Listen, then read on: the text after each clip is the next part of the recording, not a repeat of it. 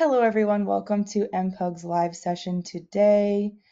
I'm seeing something here that I want to just check on. Okay, I think everyone needs a second. I'm not sure why, but it looks like some people need a second to rejoin audio, so I will let them come back in here. I'm sorry if there's some kind of little technical glitch. I have not seen that before. I'm going to give people a second. I see it refreshing in my list here, I believe. There's a little error message. I want to make sure everyone can hear us. Thanks for your patience. We have a number of panelists and speakers, presenters with us today. So GoToWebinar might just need a second to make sure that everybody can hear. Thanks for joining us. Let me check the chat and see if anyone's having problems. Okay, I can see a couple people are good. All right, I think I'm going to go ahead. If you are having technical difficulties, or if you have a question that you're having trouble with, you can head over to the questions panel and let us know, and I will do my best to help troubleshoot if you need it. But we're going to go ahead and get started here. Let me share my screen in share mode. So today we have, when will I be done, release, or ship? Answering essential questions with Jira's capacity planning tools. Our main presenter today is going to be Vlad Petrescu, and we also have a few other people from his team here to help answer questions. We may do a little bit of a roundtable discussion at the end, and Michelle is also here to field questions. So feel free to use that questions panel box I'll show you here. Look for the little question mark, and you can type your questions in there. We'll get them answered for you. The controls for your screen is going to pop up when you move your mouse to the right. So you'll see a little screenshot button at the top and then plus and minus to zoom in and out.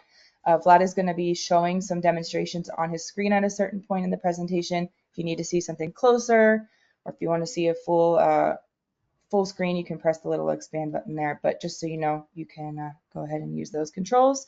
And I always like to mention at the top, we do have a brand new, still pretty new community discussion forum. So if we have time at the end and you want to stick around for a few extra minutes, I'll show you around inside there. And we'll share the PDU claim code at the end of the presentation as well. So that's all for me. I'm going to stop my screen share and let Vlad take it away. And I will give you permissions here.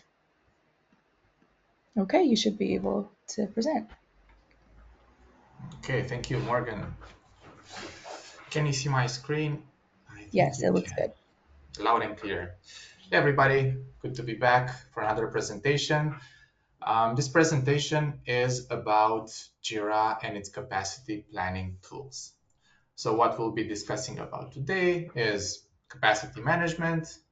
What are the business problems that we try to answer? What are the fallacies of capacity management? And I've seen plenty of those. What do you need to have in order to obtain efficient planning?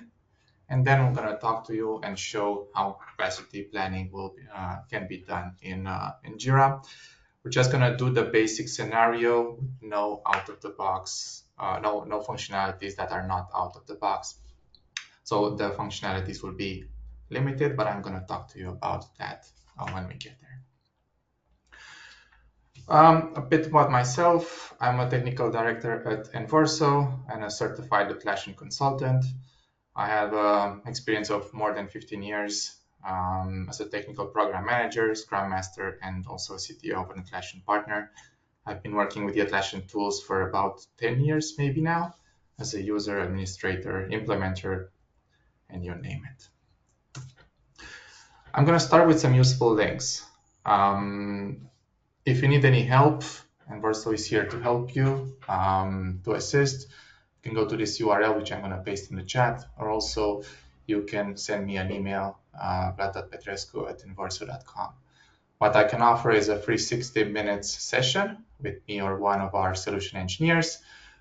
We can do a 5-day assessment of your Atlassian landscape, or we can do a proof of concept in 2 weeks.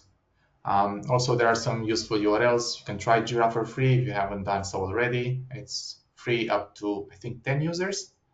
And another useful link would be the one towards Jira plans, which is exactly the functionality that I'll be showing you today. Okay, let's get started. What is capacity management? It's one of the crucial aspects of project management and monitoring project management organizational efficiency.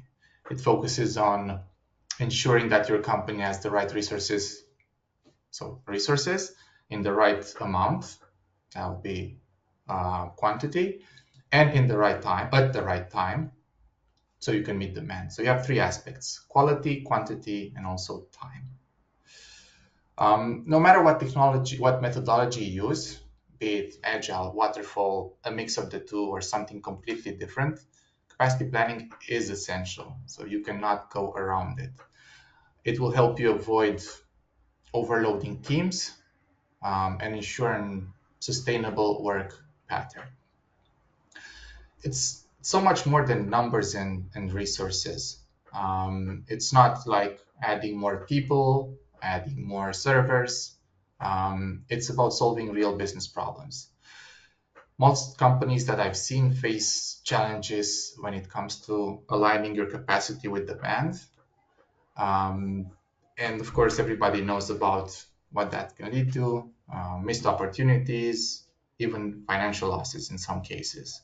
So capacity management, very big, very important aspect. I think every project manager and every person that works in a company will encounter capacity management problems and aspects in their career. What problems do we address? There's just listed 4 problems, which I think are the most crucial, but there are others more. First problem: can our current capabilities meet demand? This is, I think, the basic of what we're trying to do. Every business tries to answer. It involves assessing whether existing resources like people or technology are sufficient. In my demo today, I'm going to talk to you just about the people aspect, not technology, but that's something that cannot be eliminated, at least from this discussion, from this presentation. I'm going to give you one example. If there's a team responsible for delivering a new software feature, just imagine that's the case. You might have seen in some situations that the backlog is growing, but the team remains the same. Now what happens? If the team's capacity isn't sufficient to handle the increased workload, well, your project could face delays. There are solutions to this. Sometimes you might require adding more persons to the project, reassigning activities, or some other actions. So there are solutions to this. However, first you need to understand if we can meet demand or not. Do we have a problem or not? Do we have a challenge or not? Okay, problem number 2. Are our resources balanced? There are so many roles in a company and in a project. In a software development world, you have developers, testers, architects, business analysts, and so many others. Are they evenly distributed across projects, across teams? This is something that can be difficult at times. People have very different roles. One of the secrets that I've learned, and I'm going to talk to you about this later, I'm going to deep dive a bit more. One secret would be try to have balanced teams. Try to have independent teams. Okay. Let's give one example here as well, a more practical example. Let's say that you are in an IT department, managing several projects, and you try to allocate resources effectively. So try to move people from one project to the other. Well, if one team has many developers but no testers, one other team just struggling due to a lack of development capacity, that can be a problem, but also this problem has a very, or at least on paper, very easy solution. In some cases, strategic goals can be achieved only if resources are balanced across projects. So please take this in consideration when you do your planning. Okay, problem number 3, and this is not this can be IT related, but not in all cases. Are we ready for the busy season? What this means is there might be periods of higher demand in your project. We might have, I don't know, end of the quarter releases, annual planning, specific client deadlines, or other scenarios, and that will require careful planning. You need to acknowledge them, you need to take them in consideration, and you have to incorporate them in your planning. Okay, business problem number 4. Is everybody on the same page? And I feel that most people underestimate communication. Communication and collaboration are one of the most underrated aspects of delivering projects. It's crucial to get proper communication, proper collaboration, and avoiding situations where teams are either not heard, overloaded, underutilized, and there's no connection, there's no communication channel between people and management, so you can take proper measures. Also, you would need, in this case, I would suggest an easy process to reallocate resources. So easily identifying which projects need more help, communicating this with team that needs help and a team that has more resources than work, and then easily reallocating resources, people, to the projects that are in need. Every process that is too complicated will create bottlenecks, and I think you've seen this very often. Okay, enough about business problems. We just had 4 business problems. We have fallacies. We have way more. Capacity management is not easy. This is a complex process, and most of the situations I've seen have these patterns, these negative patterns. Okay, fallacy number 1. I want to do capacity management so I can know what this person will be working on at this time. I know what Jay will be working on the 20th of October of this year. That is simply unrealistic. And I think you've seen this more and more lately, especially now when priorities shift so fast. It's not like we can plan 5 years in advance. We don't usually know what will happen in 5 years. We don't usually know what the clients will need in 5 years. Also, teams are very dynamic, so not just clients and requirements, but also teams. Priorities change based on feedback, issues that you might encounter, dependencies, maybe team members are assigned, or maybe some other aspects. Don't count on rigid planning. Flexibility and just going back and reassessing your plan, that is key. Okay, number 2, more hands, faster work. More resources will lead to faster or more output. That is, again, a common misconception that I've seen. Adding more people to a project, well, people think that this will speed up delivery or increase output proportionally. So if I double the team, I will deliver the same project in half the time. Well, sometimes it can be a solution, adding more people to a project, but especially late in a project, that usually leads to diminishing returns because of onboarding time, communication overhead, potential coordination issues, and others.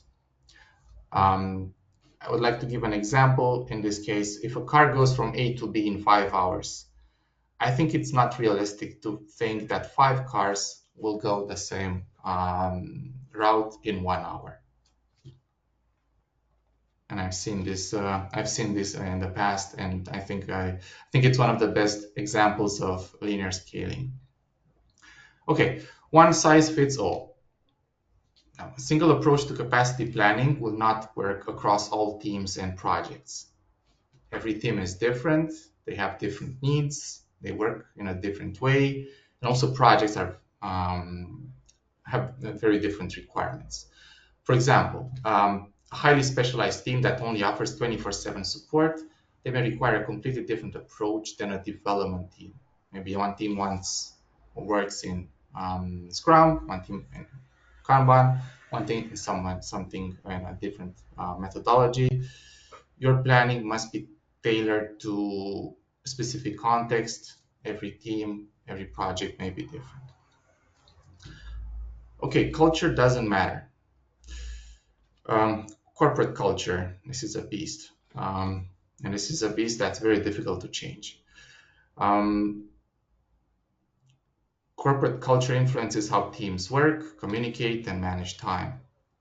Companies have different definition of, for example, of work-life balance.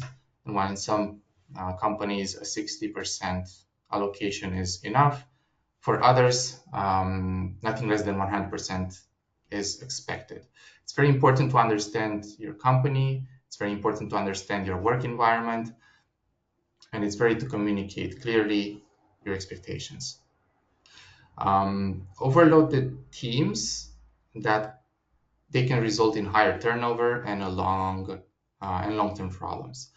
And I've seen this in different types of companies. For example, I've worked with Japanese companies that deliver slowly but highly work that is has a high quality. I've worked with American companies that deliver a lot of work in a very short time. And I also work with European companies that value the work-life balance a bit better. So it's very important to map that with what you like to achieve, to map that with your teams so that you don't have bigger problems in the future. Okay, planning isn't important. I've seen this with companies that try to implement Agile. Well, there are people that believe because Agile is very iterative, is less important or not necessary. This is not true. Agile embraces planning. Agile is important. Agile thinks that planning is one of the critical aspects of projects, and regular planning review sessions are important so that you can take the new information that you find and incorporate it into your plans. Next fallacy, availability. Onboarding new members, acquiring new tools, scaling infrastructure, everything takes time. You cannot expect that everything will be done at the click of a button. You should account for times needed. Look at the past. How much time did it take to acquire new tools? If the process takes 6 months, well, you need to factor that in. Also, hiring a new person also takes time. It's very difficult sometimes to find the right person. That can sometimes take weeks, take months, and you have to take that in consideration. Speaking about people are not robots. And I've seen this very often. There's a term which is called context switching that influences productivity dramatically. So you cannot expect one person to switch mindsets from testing mindset to a meeting mindset or to a development mindset, for example, and to change that every 15 minutes. You cannot expect a person to work on a project that's completely different every day or every 4 hours to change projects and have the same productivity as having more continuity. Next fallacy, definition of a team. So misunderstanding what constitutes a team that can lead to poor planning. Team is not just a collection of separate individuals. There are specific dynamics, skill sets, and working relationship. Um, Also, that needs to be taken in consideration, along with the level of experience, expertise, and also sometimes even interpersonal relations. Grouping random people together doesn't work. It doesn't make an effective team, and it will not increase the productivity. And last but not least, everybody knows and understands the priorities and what we're doing. Just because you plan well doesn't mean that you communicate well. And good communication, as I've said, and I cannot say it too often, is the key to any project, any company actually, more than project. You should be able to communicate priorities and decisions with team members, because when they feel motivated, when they feel involved, they are motivated. And when they're motivated, people deliver quality. Okay, I'm gonna jump to requirements for efficient planning, and then we're gonna go and show all of this together. Resource assessment. So you need to understand the number of team members, you need to understand their skills, you need to understand their availability. Then you need to look at the past, and you need to measure how did a team perform in the past. What is the speed a team delivers? What is the velocity of a team? And you can use metrics, for example, hours, story points, whatever your favorite measuring technique is. But you would need to have a large enough history so that you can plan. Then you would need to look at the future. Using the same method, and I would highly recommend using the same method, you will need to measure the work, the future work. Okay, a new project is starting. I'm going to split this project into 5 work items. Each work item will be sized or estimated to be accomplished in 2 weeks, 1 month, 1 day, and so on and so forth. Capacity planning, efficient capacity planning maps all of this together. Task breakdown, I think that's a very important thing. Dividing work into smaller and manageable units. So you would ideally have work items that can be completed in less than a day. And I'm gonna give you a real life example that I've encountered in my life recently, which is easier to estimate correctly: replacing your sofa or completely renovating your house. I would think that maybe not everybody, but 99% of the people would just estimate correctly how much time would it take to replace your sofa than completely renovating your house. Okay, balancing workload. Now, ensuring that the amount of work assigned to a team manages its capacity. If a team has 2 people and you expect them to deliver the work of 4 people, that's not really balanced, is it? Or if you have a team of 5 people and you assign work that can be accomplished by 1 person, that again is not optimal. What happens when there's too much work? And this is where prioritization comes in. Deciding the tasks that need to be prioritized and communicating that with the team. Tracking, continuous tracking. You would need monitoring of how much work is being completed, because in some cases you would need to make adjustments if necessary.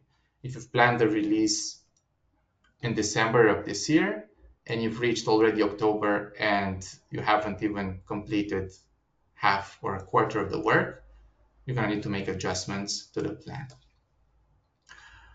Dependency and risk management. I would suggest you would map the known dependencies, map the known risks, and try to limit them. And that ideally happens at the start of the project. but we all know that is impossible and needs to be reviewed periodically because we always have new dependencies, new risks.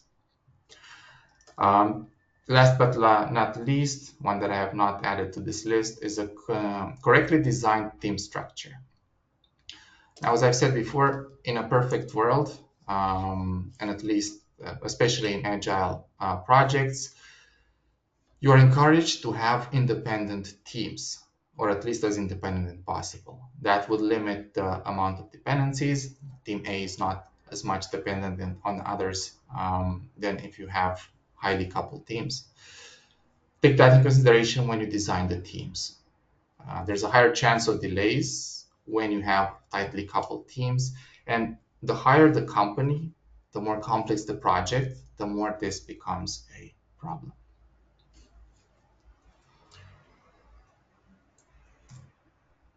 Okay, let's go into demo mode and talk about Jira and its capacity management capabilities, and let's put this into practice. Jira has out-of-the-box basic capacity management capabilities via a feature that is called plans. Previously, this was called advanced roadmaps, so you might encounter this term. This is something that I think most, if not all, Jira instances should have by default, and you should be able to have a view of the plan of your project, the plan of your work items. You should be able to see teams. Jira plans and analytics. So that adds another layer. Analytics is just one example of a BI solution. In case Jira and plans don't offer enough reporting capabilities, you can complement that via a BI tool. If you would like something more complex than this, you can consider a third-party app. And what would Jira be without third-party apps? To give some examples, there are some developed by Tempo timesheets, Big Picture, Structures, and others. There's also another solution for more complex capacity management, and that would be Jira Align. That is recommended for plans, that is recommended for projects and departments more than, I think if I'm not mistaken, 500 to 1,000 people. So if you're working on an enterprise and you want to have more robust capacity management functionalities, Jira Align is the way to go. Okay, any questions so far?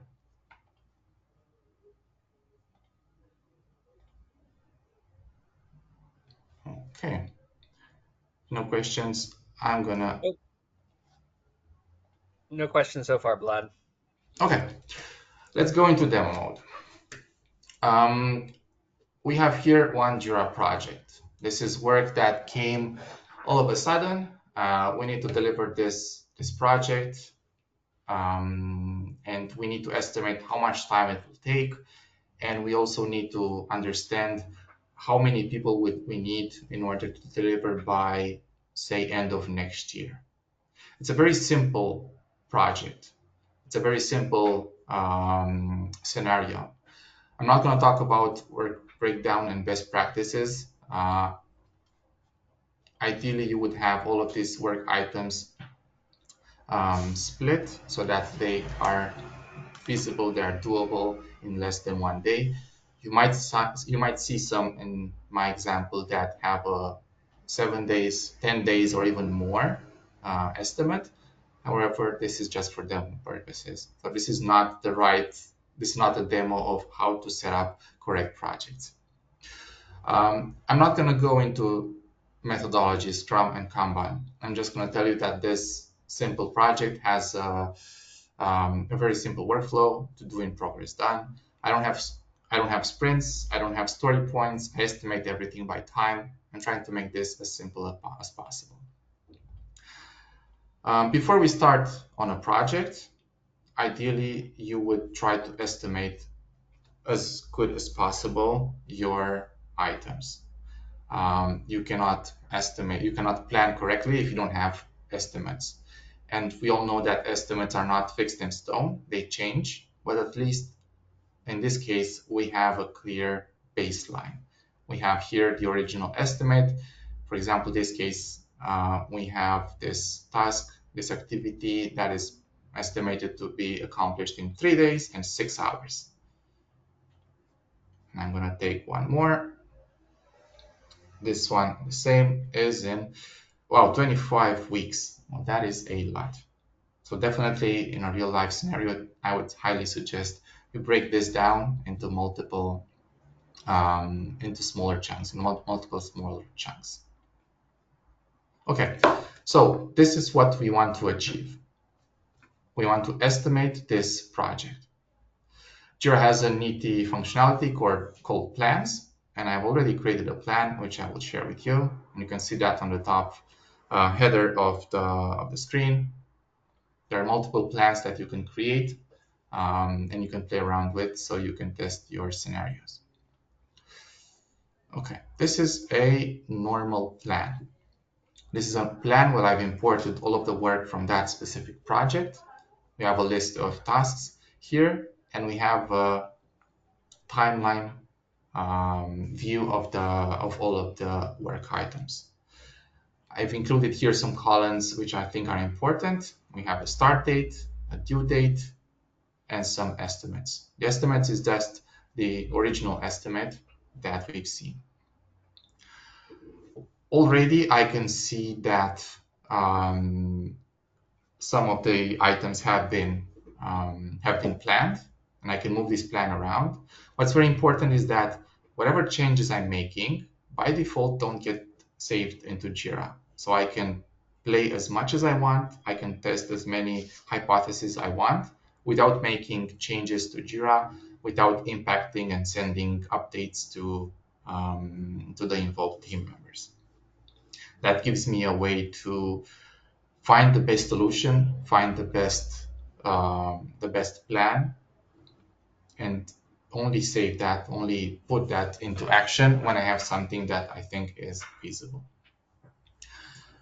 As for functionalities, I want to show you this question mark here. Jira has warnings in this case, and I see a question mark here, an exclamation mark, sorry, exclamation mark that tells me that this activity was planned to be started in June 27th of this year and finished in July 29th of this year.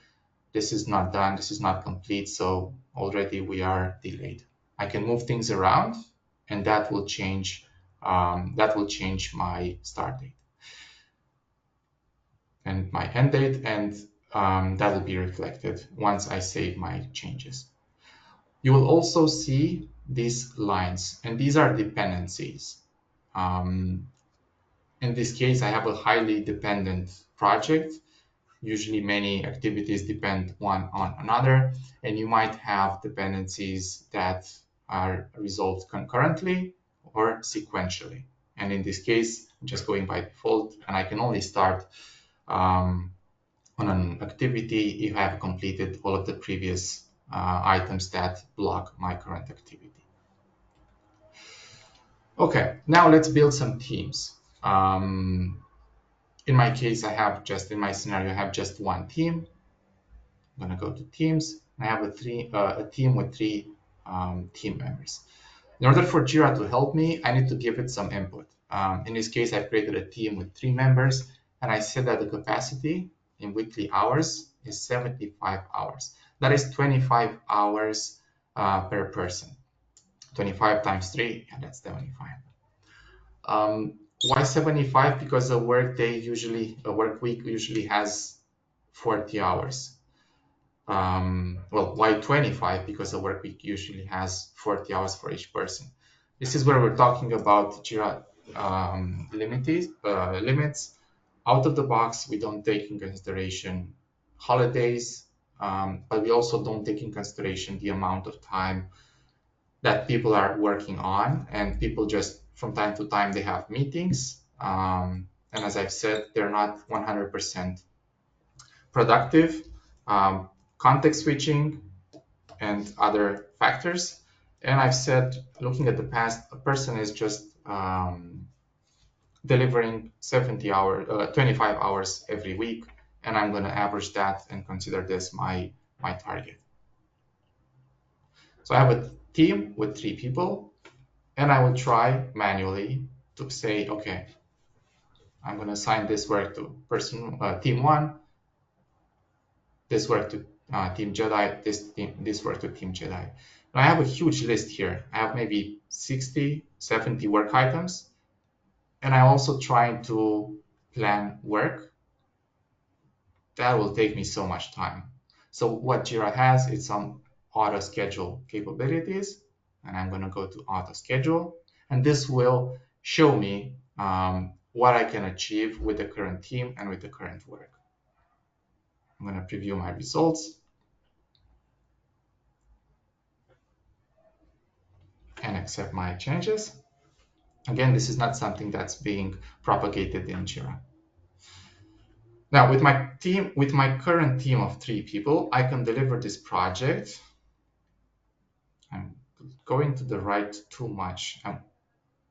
End of September 2025. Well, this is the baseline.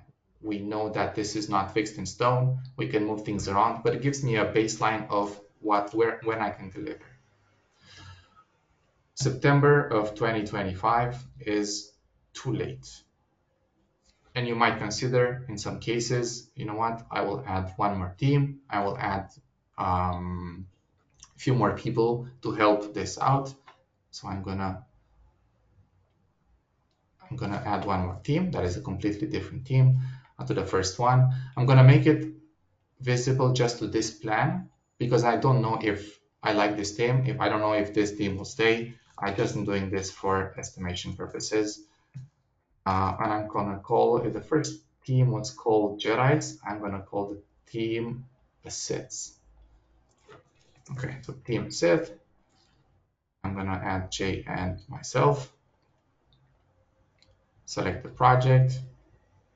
Kanban, how many hours? Well, I will work for 25 hours. Jay will work for 25 hours. In total, we have 50 hours. I'm gonna go back to my timeline, auto schedule, and you can see that already, once this finishes, there are 57 items that have been changed based on the new project. And I can see that I will be able to deliver April 15th of 2025. Well, that is a big difference. That is much better. As I've said, this is not always the case. Adding more people, adding more teams to a project is not always the ideal solution. This is not always a possibility, but feel free to use this as much as possible and create scenarios. Try to understand teams, try to understand the project, try to map things out, try to draft your projects, your teams, so that they're independent. And in this case, I have many lines in between items, I have many dependencies. Try to reduce the number of dependencies. Now, one more thing, releases. Let's say I have a release at the end of 2024, and I have another release at the end of 2025. What will I be able to deliver in 2024? What will I be able to deliver in 2025? I can just go to releases, and I'm going to create something very simple, release 1 that starts, let's say, today, and will finish on December 31st. I'm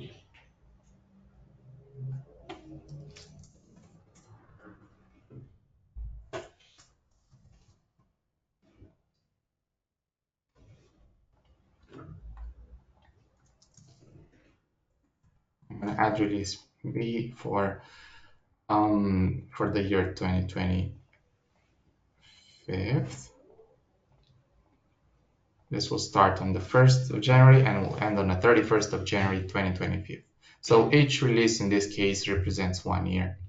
If I go back to my timeline and use the auto scheduler again, I can directly see a baseline of when can I expect to deliver and what can I expect to deliver by the end of this year and by the end of 2020 of the next year, 2025. I'm going to add one more column just to showcase. In this case, I will be able to deliver many items, about half or less than half of this year in release A, and the rest will be delivered next year in release B. Now, this is a very simple scenario, but imagine you want to do cross-project planning.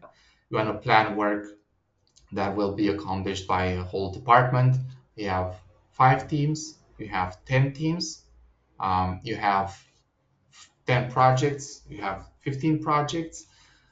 Maybe your leadership expects you to add and to deliver more projects this year.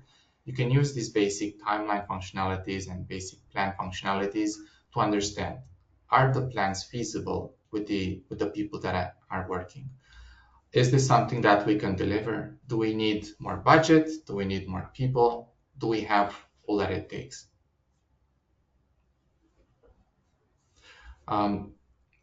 This is, in a nutshell, Jira's out-of-the-box planning capabilities. I'm only scratched the surface to what capacity management and capacity planning is. Jira can deliver so much more. However, this is the first step. This is the first iteration of planning. It doesn't take in consideration people's skills. It doesn't take in consideration people's schedules, calendar. But it gives you a baseline. Again, this is just a baseline. Nobody expects this to be the final iteration of my project. In most cases, you will move things around.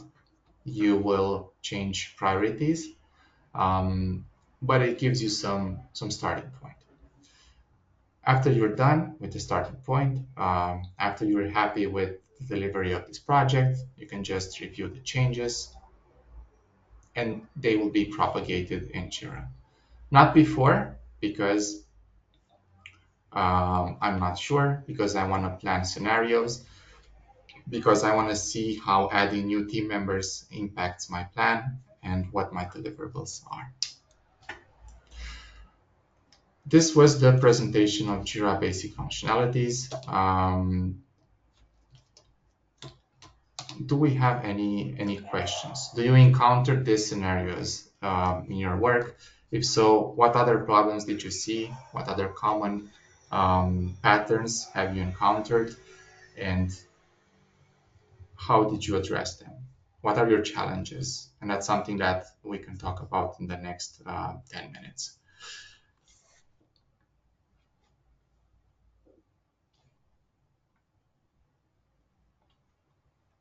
Thank you so much, Vlad. So far, I am not seeing any questions. If anybody has any questions, please feel free. Pipe up. We're happy to help answer anything.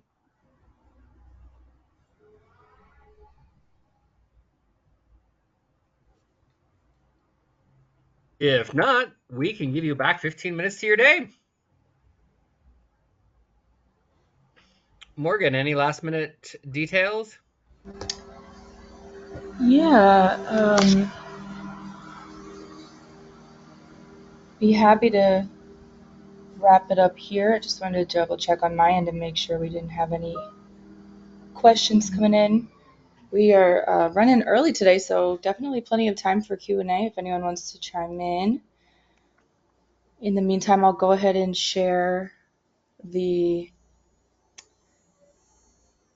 PDU claim code for today.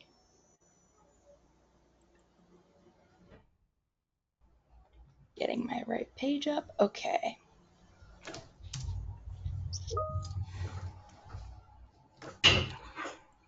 All right, so today's PDU claim code is capital MPUG 090424. And if you've been around for a little while, I just want to make sure you do note the capital letters. That's a new convention for our PDU claim codes. And I do believe it's case sensitive. So capital MPUG is the code there. And we will certainly have time for a little discussion forum tour But I do want to make sure we give question and answer time because that's what we're all here for. All right.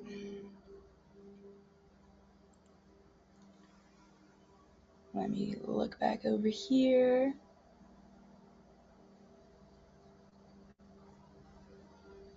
Great. So as a reminder, this session will be available on mpug.com within the next 24 hours as a replay. And as members, you have access to our entire archive of lesson replays. So you can revisit those anytime, earn PDU codes from past sessions too. We got a lot of thank yous and a lot of great jobs. So we appreciate you, Vlad, for that awesome presentation. And as another reminder, you can check back in the chat, or it should have popped up for everyone, the links that Vlad shared at the beginning. There is the offer to have a 60-minute, is that correct? A 60-minute consultation Right. call? Yeah, on any Wonderful. topic around the Atlassian tools and much more than this. Excellent. So that is a great offer for NPlug members. Definitely take advantage of that. And you can also try Jira for free, and you can get the Jira Plans overview, how to get started, helpful tool there too. Those links are in the chat. Okay, well, no more questions. It looks like everybody got a lot from this, from what you shared today. So that's wonderful. If anyone needs to jump off, we are at the end of the session, so feel free to get on about your day. But if you'd like to stick around for a minute, I'm going to go ahead and open up the community discussion forum and show you